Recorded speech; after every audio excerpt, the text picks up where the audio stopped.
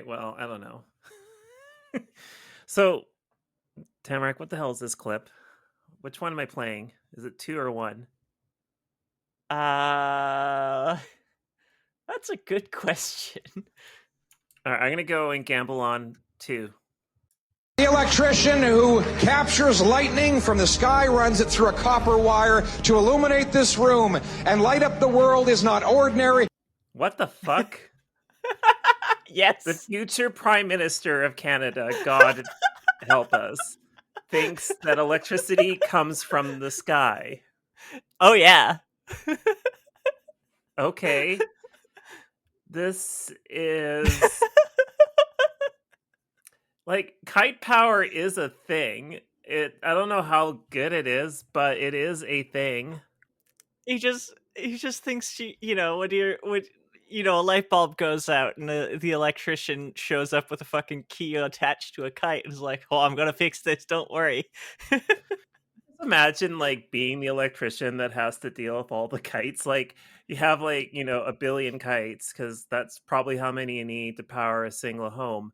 And he's just like, oh fuck, I gotta go out here and deal with this shit, and gets tangled up in the rope or whatever. Yeah, if we actually drop this in the real recording on the YouTube, I'm gonna put a picture of early 1900s telephone wires and electrical wires. It'd be like that, but all over the fucking sky. Looking up sometimes in some places I've been to, you'll just see all the power lines, and it's fine, but then I think in this case here, it'd be sort of like you have a ton of crows that fly over and the sky gets black, but in this case here, it's just a shitload of kites. Like, I don't even know how you'd keep them all separate. That's why that's why I want to show a picture of how it used to be. I think we're just gonna start the episode. The secret of how you keep them separate. I don't like this. I don't. What is this? Is you don't. We're not going back to that era of telegraph wires or whatever the fuck this is. I know I've seen this image before. We're not going back to this. Yeah, it'd be that with kites. That's the future that our brave Prime Minister Milhouse wants for us. All right, we're starting the episode. I don't care. Okay. 1, 2, 3. Welcome to the Shawinigan Moments podcast. My name is Heather, and I use she, they pronouns. Hi, my name is Tamarack. I use they, them, or its pronouns, and also torment Heather with weird clips. Yeah, we're not going to be like kite fucking power. I can't believe this. Well, maybe I'll put that in the episode. We'll see. But how are you doing besides torturing me? I'm doing pretty good, actually. It is May Day. It's International Day of Labor, the original Labor Day. So it's a good time. Am I correct in my understanding that Labor Day is where it is because the United States and Canada didn't want to follow the rest of the world and just kind of stick the middle finger to the labor movements? Oh yeah, I kind of regret not having a direct piece on this, but yeah, May Day as International Labor Day has a very radical history, and and Labor Day being in September is a way to kind of stamp that shit out. Yeah, sounds normal. Doesn't work. There's just 2 Labor Days now. Fuck you, capitalists. Fair enough. Well, I you know what? Let's just go to the fucking news.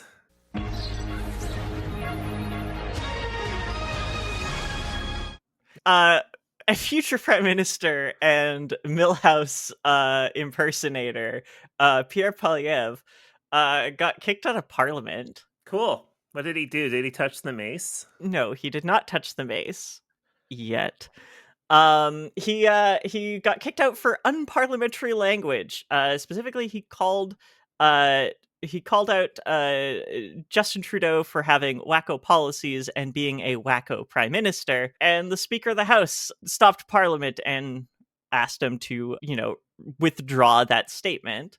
because you're not allowed to directly attack people in Parliament. You're not even supposed to directly address people in Parliament. You're supposed to talk to the speaker. Yeah, for our American listeners, the way kind of Westminster Parliament systems work is everybody talks to the speaker. You don't talk to each other.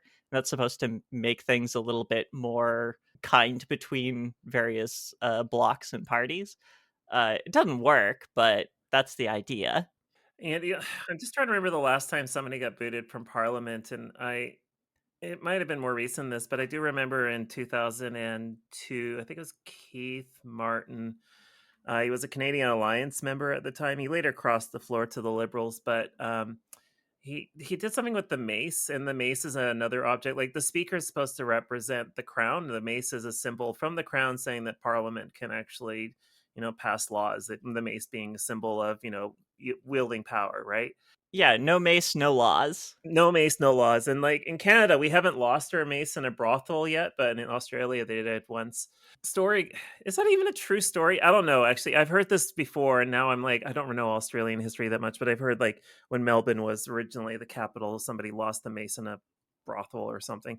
Anyway, that aside, because this is not an Australian history podcast, there are a lot of things you're not supposed to do. And if the speaker who represents the crown says you're out of line, you are. Yeah, so the clip, and I might inject this later, or we might inject this later in editing, but the clip, like, what the exchange between Polyev and the speaker is like the most frustrating thing as you're watching the speaker trying to be calm and collected as he's asking Pierre to withdraw his statement, to which he stands up and says, "I'll replace wacko with extremist." It's like, no, withdraw the statement. You stand up again. "I'll replace wacko, but with radical." No, just withdraw the goddamn statement. To which he finally says, "Okay, I withdraw the statement, but I also call him a radical." And then he got booted out. Yeah, no kidding. The thing is about Pierre, and I'm going to keep this short because I don't really want to talk about Pierre on this podcast that much, but he has never worked in the private sector. He's never worked at an actual, I shouldn't say that. He's had 2 jobs that didn't involve being a conservative dickhead. The first job is that he worked as a paperboy for the Calgary Herald. And then the second job he had was working as a collections agent for, I think it was TELUS. And in both cases, he worked those jobs as a teenager. And then by the time he was like 18 or 19, he got a job working for some Alberta conservative rag that isn't the Western Standard, believe it or not. And eventually managed to get further and further into politics and joined the Canadian Alliance, made friends with Ezra Levant, surprise, surprise, and has been touring it up since 2000. Actually, since 1998, I think is when he was first showed up on the scene. Like anyone who votes for him thinking that he's there for them is completely misguided. But I don't really want to get into this rant because they have something more cool. That's actually no, we have something ridiculous to talk about. But anyway, I hate Pierre. Ezra Levant is actually quite topical. Thanks for bringing that up. Oh, for fuck's sake! This exchange happened basically as due to this all was part of Pierre deflecting from being himself called out for refusing to disavow white nationalist groups, Diagolon, all those fuckers, because he was attending a bunch of Axe the Tax rallies out in the Maritimes. I remember seeing this in the news. Yeah, basically, unless he doesn't disavow any white supremacist group unless they say slanderous things about his wife, which appears to be his position. Yeah, so that's the first thing I wanted to bring up. There's a second thing. Shit. Yes, the second thing I wanted to bring up is Post Media, their reporting on this is asking the really hard-hitting questions. Is wacko even unparliamentary? Like, was it even a bad thing to say? It's an ad hominem. Like, I don't fucking care. It's an ad hominem. You're not supposed to use ad hominems in Parliament. Well, okay. Again, they're asking this is the thing that they wanted to ask, not hey, is it kosher that our guy Pierre Polyev is cozying up to all these like right wing, directly like fascist groups? They want to know if is the speaker right or wrong in this? I miss the days when Post Media was actually like the papers under Post Media was owned by Izzy Asner, and he had a huge fetish for Jean Chrétien. So yeah, Anyway, so fucking Milhouse over here is probably going to be the next prime minister, and that sucks. yeah. If you're voting Tory, you're making a huge mistake. He's not there for you. Yeah, no, I think I provided you a relevant clip of his working class origins and knowledge if you want to play it. Actually, since you've put two like audio recordings here, I'll play the other one. The waitress who balances 12 plates on a tray, serves 12 tough customers at once, works a double shift, and comes home with enough energy to teach her kids math and balances her budget on a minimum wage salary. She is not ordinary. She is extraordinary. Oh yeah, okay, I fucking love this clip. Like, okay, this and the other clip are on his like official campaign like socials. Like they're easy to find, yet undeleted.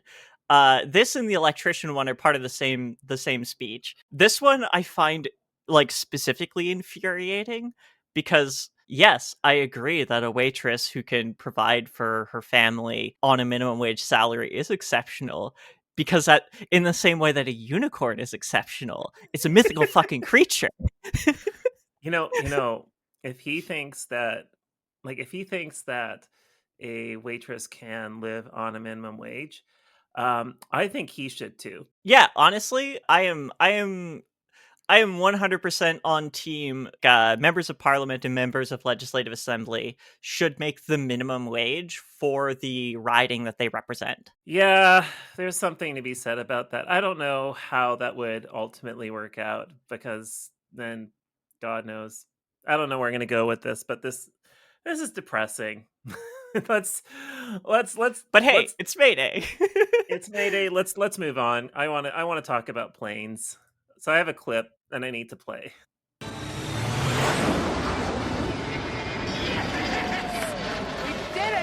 Although the government cancelled the project and destroyed the prototypes, the Avro Arrow remains for Canada a world benchmark in aerospace achievement. All right. Go Jets. Go Jets. Go Winnipeg Jets, right? Although this was not in Winnipeg. That was a clip No, it was not. That was a clip from the moment about the Avro Arrow, a jet interceptor designed and manufactured in Canada. This project would ultimately be cancelled by John Diefenbaker and his progressive conservative government. Progressive. However, progressive conservatives.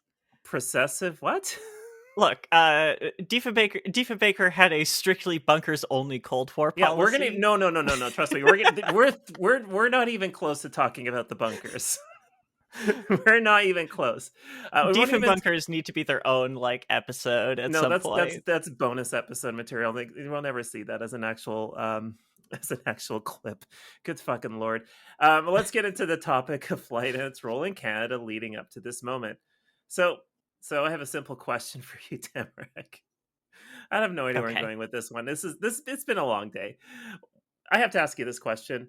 What is flying? Flying is an abomination by which we defy the will of gravity and use air to lift us off of planet Earth, but only briefly. I was going to say, like, you could have said, like, humans have only managed to fly on their own court. No, it's not really quite like that. I was trying to figure that Spanish fascist that got launched into orbit through a car bomb, and you can see a photo of him flying off.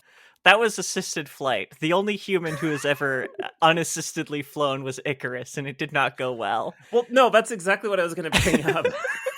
So, manned flight was a dream for humanity for much of recorded history, and probably before that, of course. Famously, we can reference the Greek mythology around Daedalus and Icarus. The story goes is that Icarus had wings made for him, fashioned using beeswax, leather, metal, and feathers. It was made by Daedalus. I am not a Greek scholar, nor is this a Greek mythology podcast. It's pronounced Daedalus, by the way. It can be pronounced both ways, actually. The AE is what makes it actually possible to say it both ways. It doesn't matter. But you can correct me.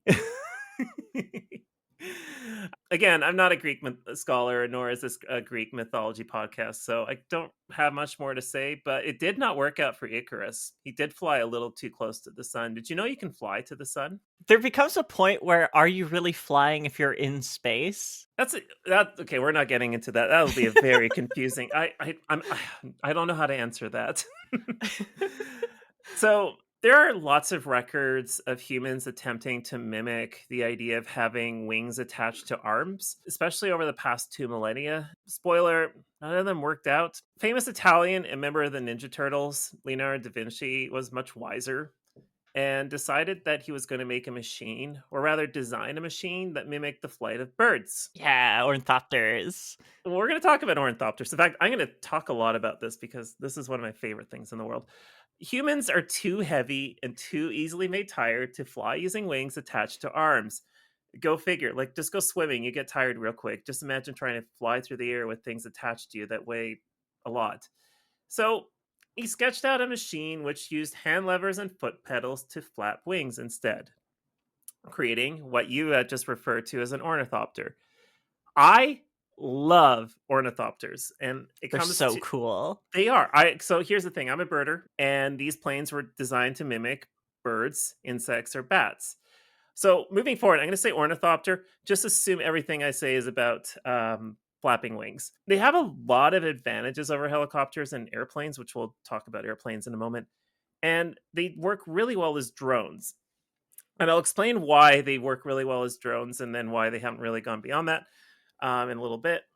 I bring up ornithopters because in 2010, someone at the University of Toronto built a human-powered ornithopter, flew it for a distance of 145 meters in some airfield on fake Tottenham, Ontario. Yes. we found another place named after England that we can talk about, Tottenham. It's not fake London, though. Ontario is filled with them. You got fake London, fake Tottenham, fake Thames. We'll just keep coming up with Yeah, new don't ones. forget that fake London has the fake Thames running through it. It does. They managed to get to 26 kilometers an hour, and they kept it in the air for 20 seconds. They also achieved 16 flaps of its wings, but no more. If you really want to see how ornithopters would work in a really cool sense, just go watch Dune. That's the David Lynch Dune. No, the Denis Villeneuve is the one. The Denis Villeneuve one is the one you're supposed to watch. So eventually, humans did achieve flight before airplanes in the form of hot air balloons. In October 1783, Jean-François de Rosier made the first tethered flight from a workshop in Paris, France. A month later, both de Rosier and Marquis Francois d'Arlange became the first pilots to freely fly, as in no tether. King Louis XVI initially wanted to use convicted criminals to pilot the balloon instead. That would have been the best fucking caper ever. It's pretty funny that he was like, no, I don't want to have the honor of going to like two noblemen. I can't remember. They were noblemen. Two noblemen. I'd rather just kind of send two criminals up in the air to their own possible demise. Two people almost got the like best like out by any state ever. Oh no, we're going to talk about that in a moment. So the two of them petitioned Yvon de Palestron, favorite to Marie Antoinette, to have the honor given to them. So basically, Marie Antoinette said to King Louis, just give it to these blokes. The two of them proposed a flight across the English Channel from Calais to Dover, but this was scrapped and instead achieved by Jean-Pierre Blanchard and John Jeffreys in 1785. It was like January or something. De Rosier attempted to follow this up with a hydrogen hot air balloon hybrid. Yes, 1700s Hindenburg. But it caught fire over Calais, crashing and then killing both him and another passenger. And it's considered the first fatal aviation accident in recorded history. And that exact sequence of events, under that exact condition, would never happen again. No, exactly. Hydrogen, famously, not flammable gas. Yeah. Blanchard would eventually die in March 1809 after having a heart attack while piloting over The Hague in the Netherlands and falling out. Okay, great. Yeah, great. yeah. It gets worse. His wife, Sophie Blanchard, continued his profession, but she too would die in July 1819 when she opted to launch fireworks from a balloon floating 300 meters above the streets of Paris. Beautiful. Like these balloons are made out of cotton, like with wax, I guess, because you got to keep the air in a little bit, and that's gonna burn. Like, why would you launch fireworks from a hot air balloon? And their grandson Ray Blanchard would go on to No, we do not. We do not. Shut up. Fuck up Transcare for everyone, continuing the family history of disasters. I don't want to mention him on this podcast ever. I'm cutting this out. Sorry. I don't want to talk about him. Sorry, you keep talking about Blanchard. I know. I read it the same fucking way too. At some point, we're gonna have like an episode where like we talk about the things we cut out, and we're like, yeah, we had about like 30 seconds of me trying to tell you to shut up about Ray Blanchard. Okay, well, we can at least leave in a bit that like and the Blanchard name would go on to never be associated with disasters ever again. That sounds about right. So, military use of piloted hot air balloons did not come to be for another decade.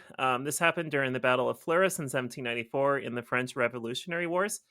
You can actually find a painting that shows this battle with the hot air balloon being depicted.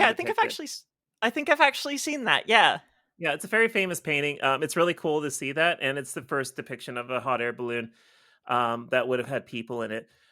One of the things I don't have noted here is that the concept of hot air balloons did not come from France. It actually came from China, but I don't believe the Chinese ever sent anyone up in one. So just something to keep in mind there.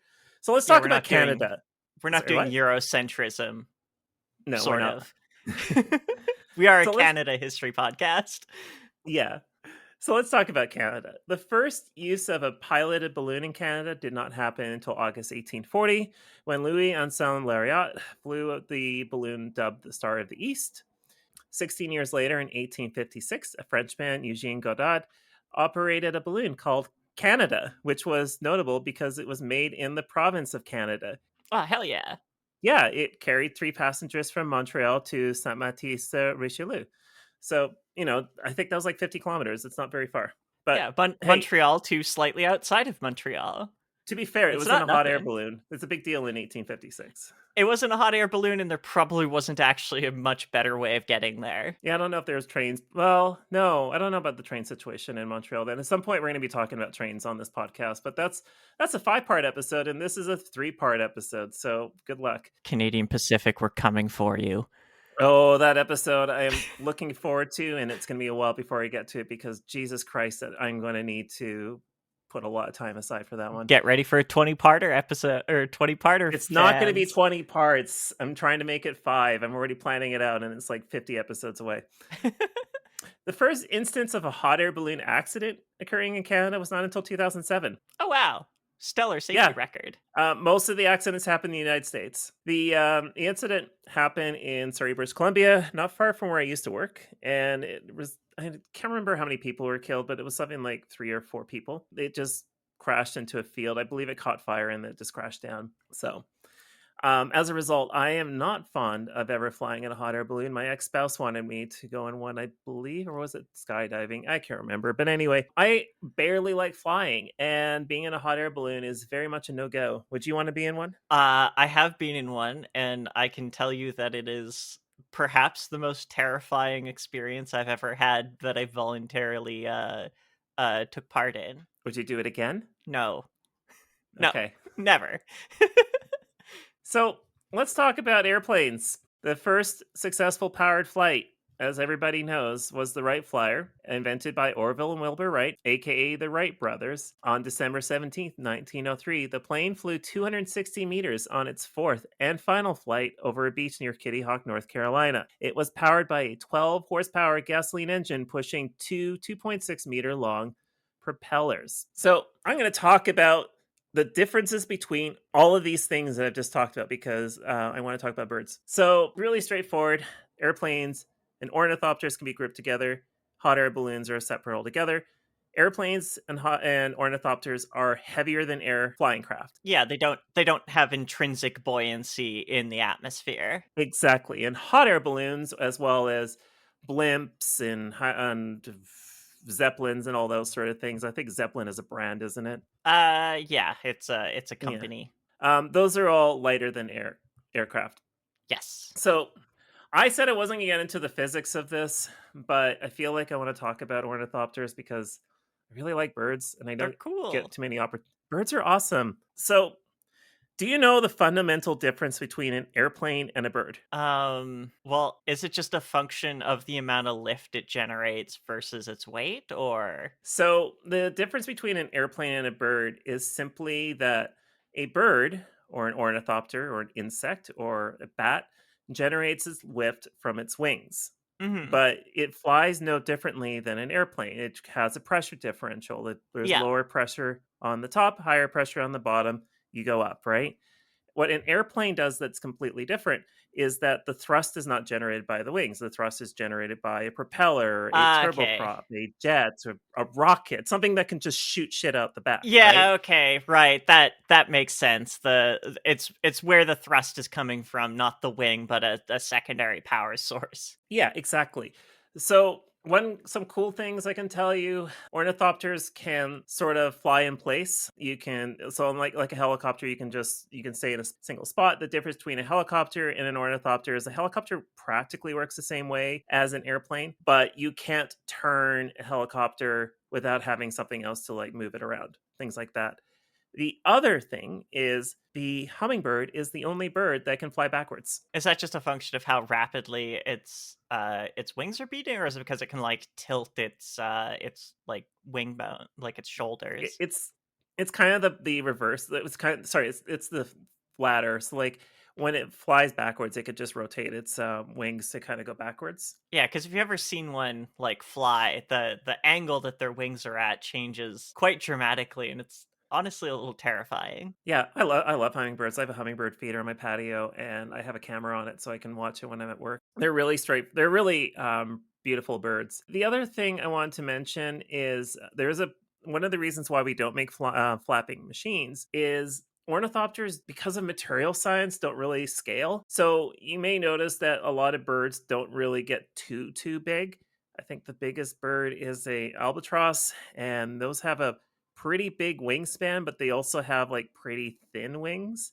Um, Yeah, yeah, so an albatross has like very long or very wide wings, but they're very thin. And as you scale up, basically what you run into is the wings will want to tear themselves apart. So you can't really have a Boeing 737 flap its wings because despite the fact that the wings can actually take a lot of abuse before they break off, they're not going to be able to sustain that forever. The wings will want to rip themselves apart. So, anyway, that's me and birds and why I love ornithopters and wish they were more of a thing. But they work really yeah. well for drones because the size is perfect for them. Maybe when material science catches up, we can have actual ornithopters. Although the big difference, I think, with planes as well is they can still go faster fundamentally because of the thrust being elsewhere. Yeah, it has a linear source of thrust, and that transfers to forward momentum much easier than like not having that. I just don't think we'll be able to make an ornithopter that's not going to be as much of a terrifying contraption as modern day helicopters are. I have never been in a helicopter, and I hope to God never will. Second most terrifying experience of my life. Yeah, yeah. I don't like flying. No, I don't like flying either, although I do fly a couple times a year. Anyway, it took until February 23rd, 1909 for the first powered flight to happen in Canada. This, of course, was 6 years after the Wright brothers. This was when the Aerial Experiment Association's Silver Dart flew a distance of 800 meters at elevations no more than 3 to 9 meters at a speed of 65 kilometers per hour. 2 weeks later, on March 10th, it flew 35 kilometers through a circular course. So it took almost 6 years. Actually, less than that by the looks of it. It looks like it's 5 years, so I stand corrected. The plane was piloted by John Alexander Douglas McCurdy, who was both the first British subject to fly an aircraft in the Empire and later became Lieutenant Governor of Nova Scotia. I believe he was also Lieutenant Governor when the Blue Nose was racing. Yeah, he probably would have been all these characters were around at the same time. Canada is like a very tiny country. It is, especially in the 1910s. Yes. He was also a designer of the plane, but he was a designer alongside other people from AEA, including Alexander Graham Bell of telephone fame and possible future topic for this podcast. We'll see if we can come up with an opportunity to we're talk coming about for him too. And also Frederick Walker Baldwin, aka Casey, also known for his work on hydroplanes, which are really cool machines. Glenn Curtis, an American who was known for an unofficial speed record of 220 kilometers an hour on a motorcycle in 1907. Go King. Like king shit Jesus right Christ. there. Could you just imagine in 1907, like, yeah, I'm gonna go ride this motorcycle, this powered bicycle, Dudes at rock. 220 kilometers an hour. Yeah, no kidding. Dudes Like rock. even today, I would be terrified. Like the fastest I've ever gone in a car is, oh, I don't know. Maybe I'll blurt this out, but the fastest I ever went on. Christ is the law every day. Oh dear God, that is not a speed you want to go on the. Yeah, I'm probably gonna blurt this one out, but it'll probably be just like a whole bunch of. If this makes it into the recording. The fastest speed I've ever gone in a car is 120 kilometers an hour on a highway. That was perfectly legal because I am a good person. Was this on the same highway? So you know I'm a fucking liar.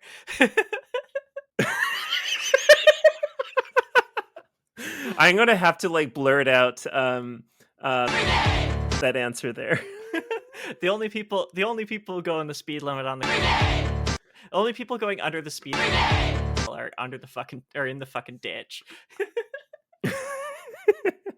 So, and also Thomas Selfridge, a man known to be the first to die in an airplane accident well before his achievement. His death was also witnessed by and documented by Orville Wright. Oh, wow. Going back to the whole kites thing from earlier, by the way, there was a thing called a powered kite. They were like these weird contractions that would allow like had motors on them and they would fly in the air. Okay, interesting. Yeah, prior to the Dart, there was something called the Cygnet, and it was actually designed by Alexander Graham Bell. It was a heavier than air machine, which achieved a 51-meter height in late 1907 on Cape Breton Island in Nova Scotia. So, kind of cool. Yeah, interesting. The pilot of the Silver Dart, McCurdy, would later set an over-the-water record by flying from Florida to just about Cuba in 1910. I don't know what they mean by just about Cuba, but I imagine he must have crashed in the water, like he must have ditched it. Yeah, that sounds like a almost made it home sort of statement. Yeah.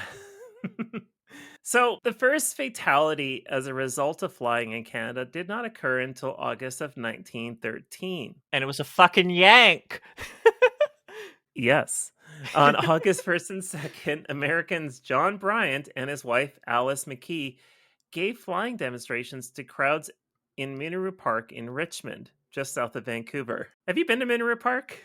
I have not. It is a very unremarkable place. The thing about Richmond, and this is the reason why Vancouver International Airport is where it is that Richmond is built on silt, so it's very flat. And as a result, landing an aircraft on a flat piece of land it's just a very convenient place to land an aircraft. Yeah. The runway's practically built for you, just also sinking. Oh yeah, that's going to be great during an earthquake. In attendance at Mineru Park included Prince Edward of Wales, later King Edward VIII. Do you know why he's important? Yes. He's a man who knows how to wave. That's all monarchs. No, he was the one that came into power and reigned for a year because he wanted to fuck off and marry some American woman. But it was a whole thing about her being divorced or him getting a divorce, something like that. I'm having a hard time remembering because again, fuck royals. Yeah, he did teach. I think he also did teach a bunch of them to Nazi salute. I think that was the guy. I don't think he did that. Oh no, you're right. He actually did. Yeah. He favored an alliance with Nazi Germany. Hell yeah. Cute. Well, so I believe you mean to say in attendance was Prince Edward of Wales, later King Edward. In attendance was Prince Edward of Wales and George, Duke of York, later King George VI, and Nazi sympathizer. No, that was King Edward who was a Nazi sympathizer. Oh, it was King Ed? Okay, in attendance. Yeah. In attendance, I believe you mean to say in attendance was Prince Edward of Wales, later King Edward the Eighth, and Nazi sympathizer.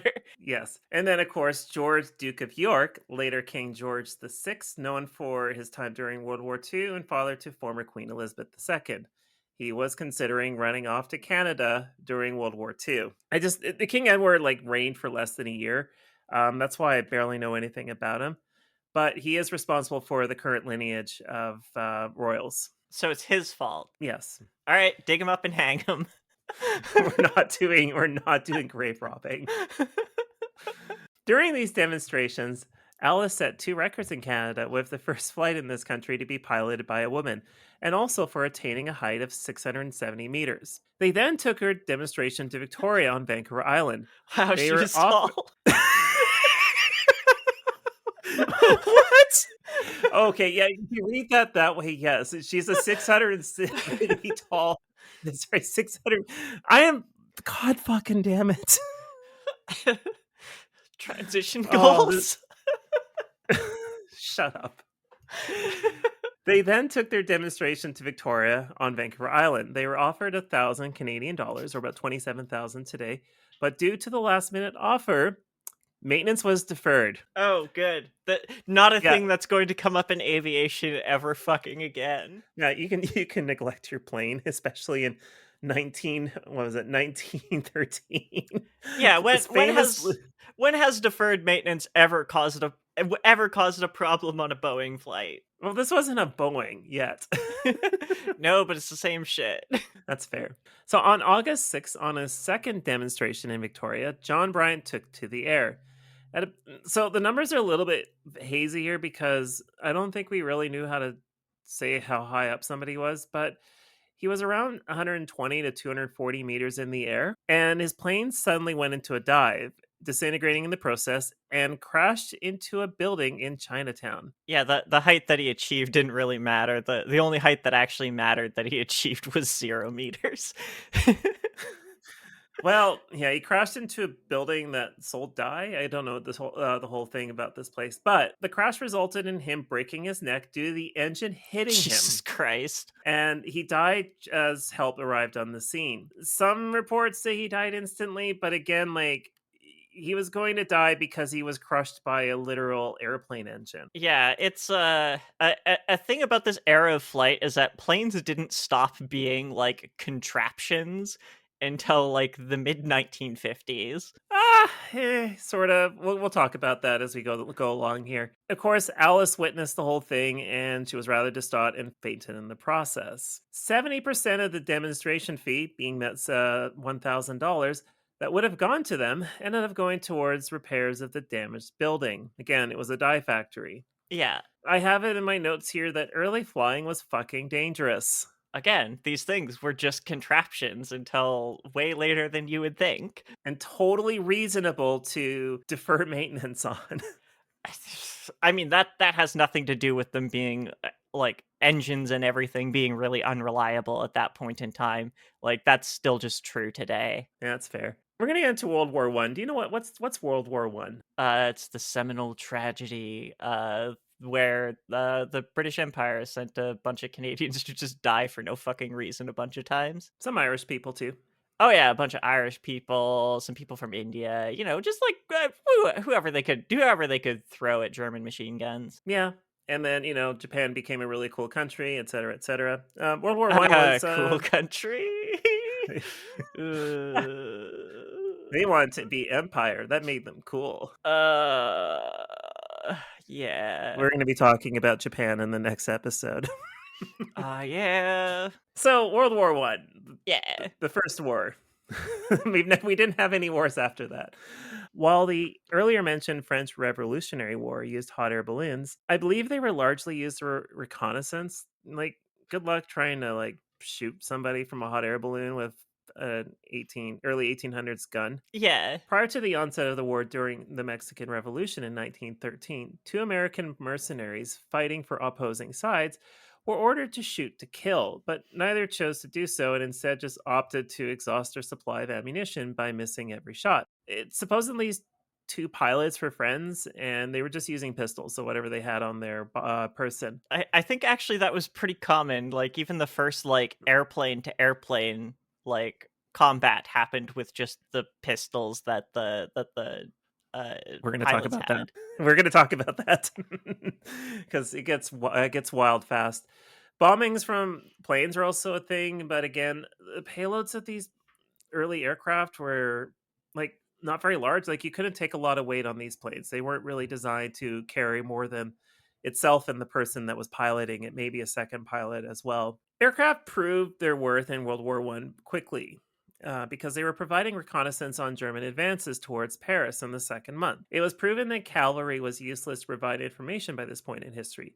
They weren't fast enough against then modern technology. And like how does it can't really compare to literal eyes in the sky. Like Yeah. the overview of like that you get is like advantageous just on its own, like irrespective of the speed of it. Yeah, well, you can just fly in and fly out. Like, what are they going to do? Like, there was no like long range artillery that could take out a plane just yet. The other thing about planes was that they were only used for reconnaissance early on because it was because of the Hague Conventions of 1899 and 1907, which would never be violated, where it thought that they would be violated if they started bombing by airplanes. But, that really didn't matter. Yeah, that wouldn't last long. No, not really. Combat in the air was initially not thought of, as I mentioned, and its usefulness was debated amongst higher ups. As a result, most pilots would just gesture at each other, I'm assuming giving each other the middle finger, or either that, they would give a wave. Like, I think they were just kind of like, hi, hey, how's it going over there? Like you're a kraut and I'm a limey. And like I that don't know. sort of makes sense because like keep in mind at this time, but like the German army has like 8 pilots, so sending them up there, potentially risking their life just operating an airplane, potentially risking their life against another pilot doing the same thing. This is a bad trade. Oh, we're going to talk about this. So, weight restrictions on these planes meant that there was little they could do when they did want to fight. Some early examples included throwing bricks, grenades, and rope, with the latter's idea being that you could just entangle the propeller and fuck some shit up.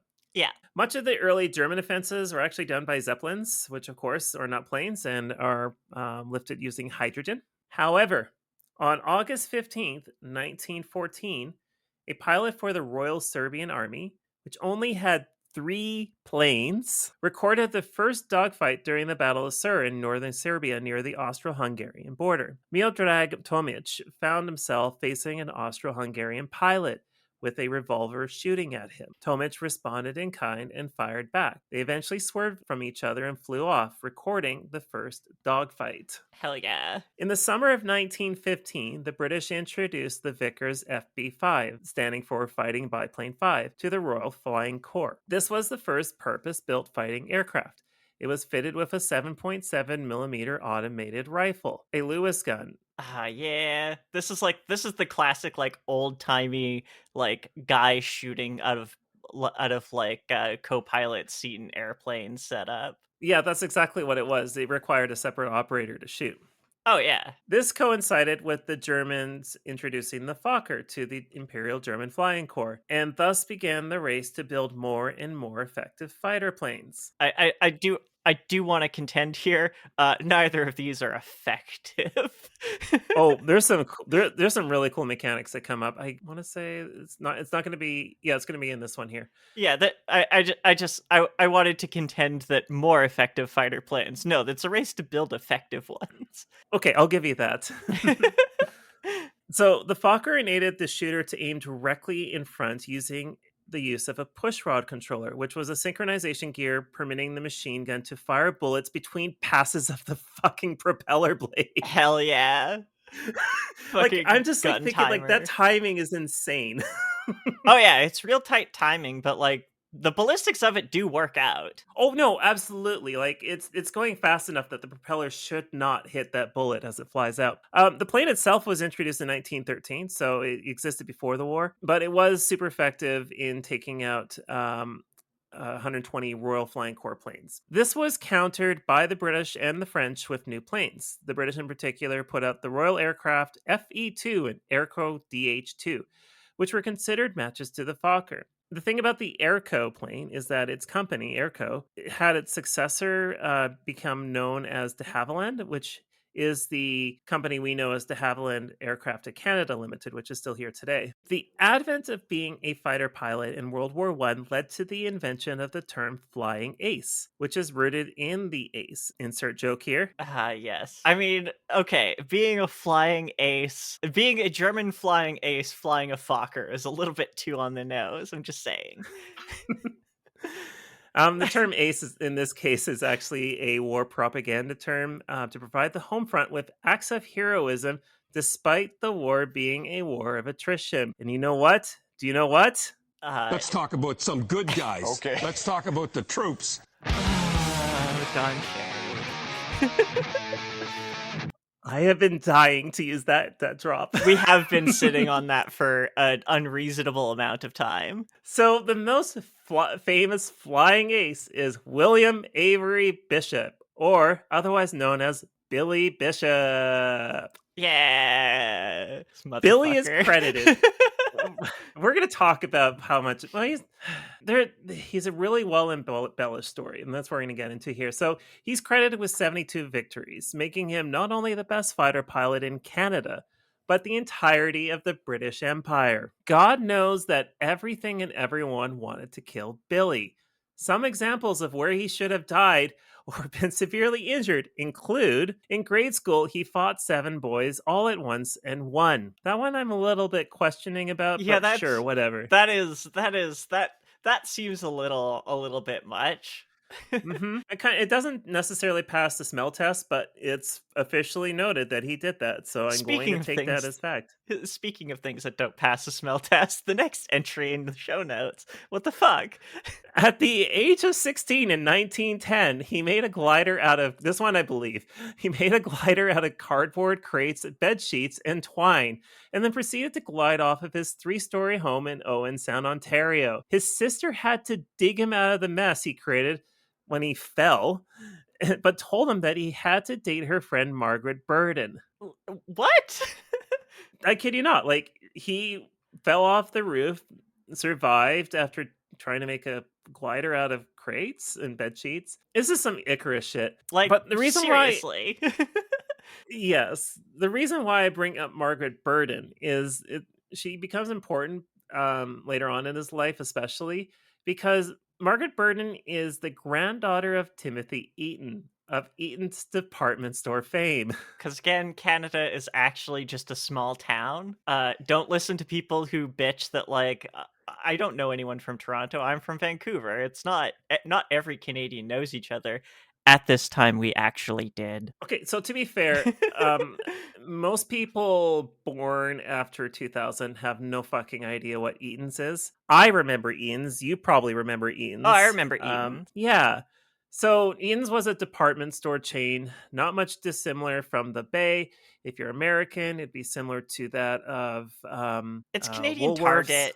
No, I would say it's more like Woolworths. It's more because like what killed Eaton's ultimately was that it tried to shift away from being chic fashion to upscale fashion, like try to compete with what the Bay did, or be sort of akin to a larger Holt Renfrew. If anyone's familiar with Holt Renfrew, like they really painted themselves into a corner. Like, you are correct that in some ways they were like Target. Walmart ultimately killed them. I feel like Eaton's is worth talking about in the future. It's a little bit more obscure in contrast to that of Zellers, because Zellers is still alive because of HBC like resting on its laurels. I don't know, it's kind of strange. Those are some laurels to rest on. I mean, Zellers isn't really alive because there aren't like full Zellers stores. No, but they have entire floors dedicated to them. Like sure, like there's Zellers out in there's a Zellers on top of like a bay in Abbotsford.